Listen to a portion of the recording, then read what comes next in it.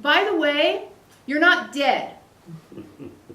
Now, why would we start off our talk with that? Because we were watching Veronica the other day, and we assume when it happens to Veronica, it's happening to almost all of you, so it applies.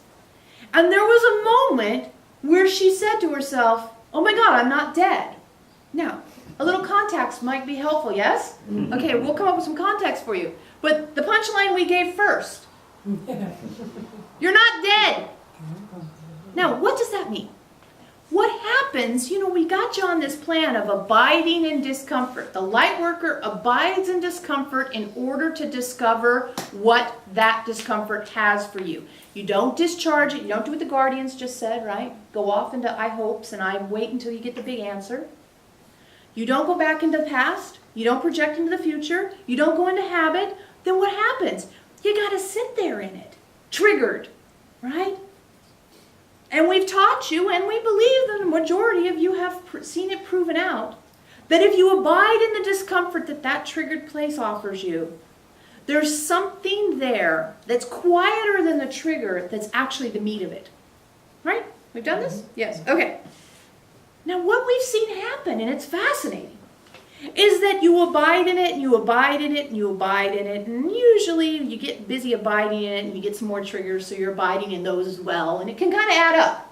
And as it's adding up, and you're thinking, okay, I'm still abiding, and you're realizing, you're having this whole breakthrough experience, at some point you survive it, and then you're not dead. And why we point this out is because literally Veronica went, oh my God, I'm not dead. Because what was happening was so powerful that her survival instinct was so loud that it was that dangerous that you will die if you keep doing this. And then it slowly dissipated as she mined it for what it was worth.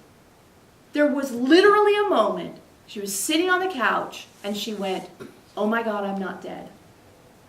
And it's a little bit like, you're driving down the road and something goes wrong with the car. Like a tire goes out and then the car's really hard to control and you're trying to slow down and maybe you have to avoid a couple things. And finally the car comes to a stop and you're heaving with these deep breaths, right? You're probably sweating and your stomach might be upset.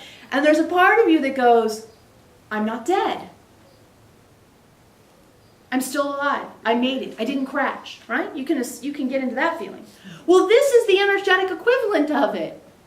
When you abide in discomfort, your body is saying danger, danger, danger, danger. Survival instinct, adrenaline.